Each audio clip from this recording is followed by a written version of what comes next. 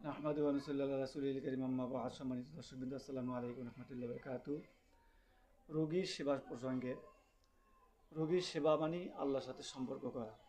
কিয়ামতের দিন হাসরের ময়দানে আল্লাহ পাক মানুষকে জিজ্ঞাসা করবে, আমি অসুস্থ ছিলাম, তোমরা তো দেখতে যাওনি। তখন মানুষ বলবে, হে আল্লাহ, আপনি তো আমাদের আল্লাহ, আমরা দেখতে পাইনি। সুতরাং আল্লাহ বলবেন যে তোমার পাশে যে ব্যক্তি অসুস্থ অবস্থায় কাটিয়েছে, তাকে দেখলেই, তার কাছে গেলেই আমাকে দেখতে পারতে। বুখারী মুসলিম।